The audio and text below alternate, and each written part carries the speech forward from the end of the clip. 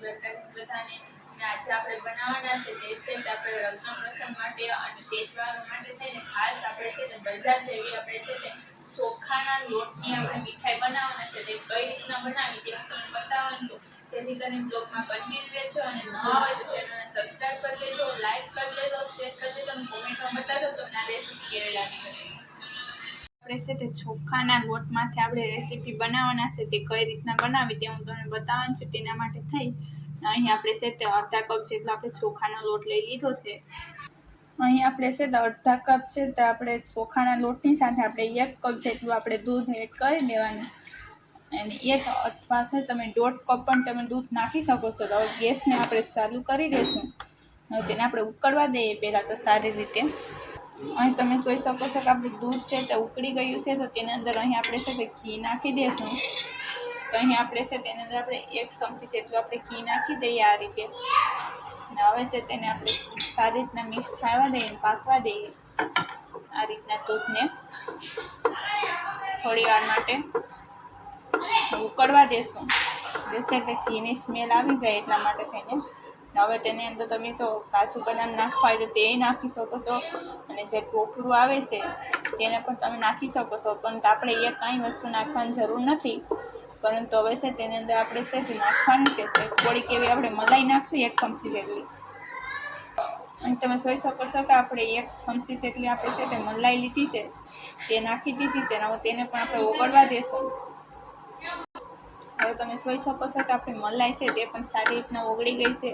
હવે તેની અંદર અહીં આપણે છે ગેસને સ્લો કરી હવે તેની અંદર આપણે જે ચોખાનો લોટ લીધો છે તે નાખવાનો છે. પરંતુ તેની પહેલાં આપણે છે તેની અંદર આપણે છે તે ખાંડ નાખવાની છે.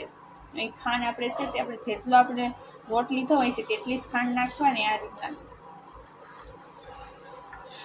હવે તેને આપણે ઓગળવા દઈશું સારી રીતે. મતલબમાં કે જેમ છે તે ખાંડ ઓગળી જશે, દૂધમાં મિક્સ થઈ જાય પછી તેની અંદર આપણે લોટ નાખવાનો છે ત્યાં સુધી નથી નાખવાનો. હવે ગેસને આપણે હાઈ કરીને આપણે ખાંડને પહેલાં ઓગાળી નાખીએ દૂધ સાથે. આ રીતે હલાવતા જ રહીશું. અને તમે જોઈ શકો છો કે આપણી ખાંડ છે તે પણ ઉકળી ગઈ છે, દૂધ સાથે મિક્સ થઈ ગઈ છે મતલબમાં. તો હવે તેની અંદર અહીં આપણે ચોખાનો લોટ લીધો છે તે નાખી દઈશું. અડધા કપ જેટલો લીધો છે તે. હવે તેને આપણે સારી રીતે મિક્સ કરી લઈએ, શેકાવા દઈએ. એ આપણે હલાવતા રહેવાનું છે જેથી કરીને તેમાં છે તે લોટ છે તેની ખાંગળિયું ન થાય એટલા માટે થઈને ગેસને સ્લો કરીને પછી જ આપણે લોટ નાખવાનો. હવે ત્યાં સુધી આપણું છે તે મિશ્રણ કઠણ ન થાય ત્યાં સુધી તેને આપણે હલાવતા રહીશું આ રીતના. હવે તમે જોઈ શકો છો કે આપણું છે તે સારી રીતના મિશ્રણ છે તે રેડી થઈ ગયું છે લોટમાં દૂધને. તો હવે તેને આપણે છે થોડી વાર માટે આ રીતના આપણે સળવા દઈશું 5 મિનિટ માટે થઈને. પછી હવે છે તેની અંદર ઘી નાખી દઈએ. હવે 5 મિનિટ થયા બાદ આ રીતના 5 મિનિટ થઈ ગઈ છે આપણે હલાવવાની. તો હવે તેની અંદર આપણે છે તે ઘી નાખી દઈશું જેથી કરીને છે તે લોટ છે કે ચોખાના લોટની કંઈ સ્મેલ ન આવે. ઘી નાખી દઈએ તો આ રીતે. હવે તેને આપણે સારી રીતે મિક્સ કરી લઈશું લોટ સાથે આ રીતે.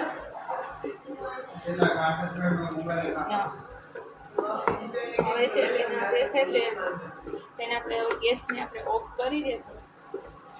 મિશ્રણ રેડી થયા બાદ હવે તેને આપણે ઢાંકી દઈએ. હવે તેને આપણે ઢાંકીને રહેવા દઈએ 10 મિનિટ માટે. ત્યાં સુધી આપણે આગળની પ્રોસેસ કરી નાખશું. અહીં તમે જોઈ શકો છો કે આપણે ખજૂર લીધો છે. જો તમે ખજૂર ન હોય તો તમે તેને પણ તમે સ્કાઈપ કરી શકો છો.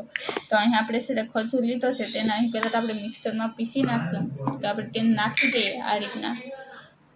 અને હવે છે તેને આપણે થોડી વાર માટે થઈને તેને મિક્સરમાં પીસી નાખીએ એટલે એકદમ ક્રશ થઈ જાય આ રીતના. અહીં તમે જોઈ શકો છો કે આપણે અધકેસરું છે તો આ રીતના આપણે છે તે પીસી નાખ્યું છે. તો હવે તેની અંદર આપણે દૂધ નાખી દઈશું આ રીતના. હવે તેને ફરી પાછું આપણે પીસી નાખીએ. તમે જોઈ શકો છો કે આપણે દળી નાખ્યું છે આ રીતના, મતલબમાં પીસી નાખ્યું છે ખજૂરને દૂધ નાખીને આ રીતે. તો હવે આપણે તેને આપણે આગળ કઈ રીતના કરવાનું છે તે હું તમને બતાવવાની છું. હવે તમે જોઈ શકો છો કે આપણું છે તે 10 મિનિટ થઈ ગઈ છે. આપણે ખજૂરને ઓલું કરી લીધું છે ત્યાં. તો હવે તેને આપણે છે તે આ રીતના આપણે હવે તેને આપણે આગળ કઈ રીતના કરવાનું છે તેને પહેલાં નીચે ઉતારી લઈએ.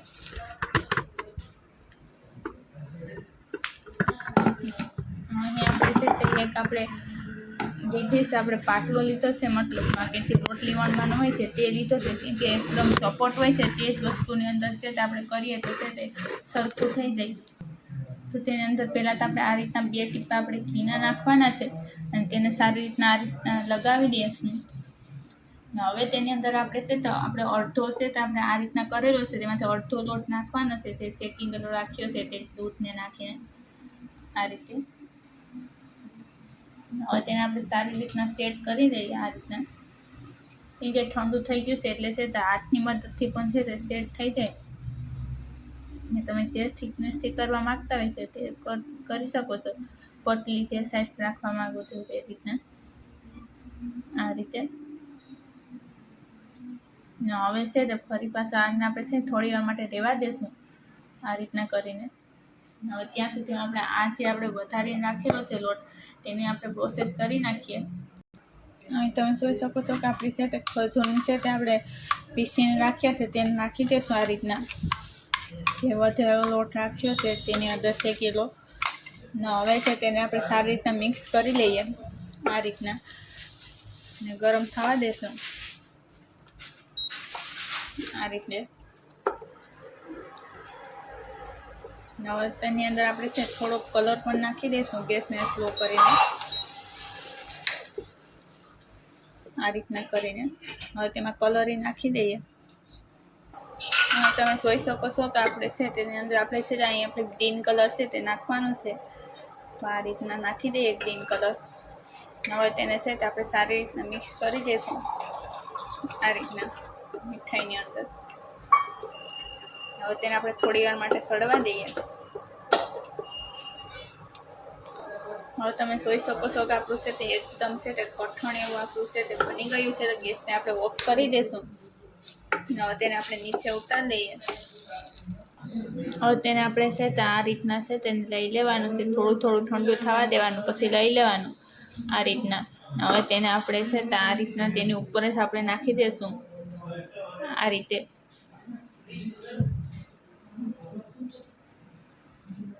તેને આપણે સારી રીતના સેટ કરી નાખીશું. તમે જોઈ શકો છો કે આપણે છે તો આ રીતના છે તે ગ્રીન કલર આપણે નાખી દીધો છે. તો હવે તેને આપણે છે શરીરની મદદથી આપણે તેને ઉપાડી લઈશું આ રીતના. હવે છે તેને આપણે છે તો આ રીતના અહીં આપણે એક ડીશ લીધી છે તેની અંદર આપણે મૂકી દઈશું આ રીતના કરીને. તમે જોઈ શકો છો કે આપણે તેને ડીશમાં સેટ કરી નાખી છે. તો હવે તેને આપણે છે તે ફ્રીઝરમાં અથવા ફ્રીજમાં આપણે મૂકી દેવાના છે. તેને આપણે છે તે 2 કલાક માટે થઈને તેને આપણે સારી રીતના છે તેને સેટ થવા દઈએ ફ્રીઝરમાં મૂકીને. અહીં તમે જોઈ શકો છો કે આપણે છે તે ફ્રીજમાં મૂકી દીધું હતું એટલે છે તે એકદમ છે તે ઠંડુ થઈ ગયું છે ફ્રીઝરમાં મૂક્યું એટલે મતલબમાં. તો હવે તેની અંદર અહીં આપણે છે તે કાજુ ને બદામ ને દ્રાક્ષ ને છે તે આપણે રાખેલી છે તેને જ આપણે છે તે નાખવાની છે. અહીં આપણે આ રાખેલી છે કાજુ બદામ દ્રાક્ષ તે આપણે નાખી દઈશું ઉપર, લગાવી દઈએ મતલબમાં આ રીતે. એમ કે આ રીતના આપણે છે તે એકદમ છે તે આપણે શણગારી દઈશું એટલે છે તે જોતાં જ બધાને ખાવાનું મન થઈ જશે. તેવી જ આપણી આ મીઠાઈ બને છે રંગબેરંગી. અહીં તમે જોઈ શકો છો કે આપણી મીઠાઈ છે તે બનીને રેડી થઈ ગઈ છે. અને કોમેન્ટમાં જરૂરથી બતાવજો કે તમને આ વિડીયો કેવો લાગે છે તે પણ. હવે છે તેને આપણે છે તે કટ પણ કરી લઈએ આ રીતના. તે 2 કલરની છે તો આપણી મીઠાઈ છે તે બને છે.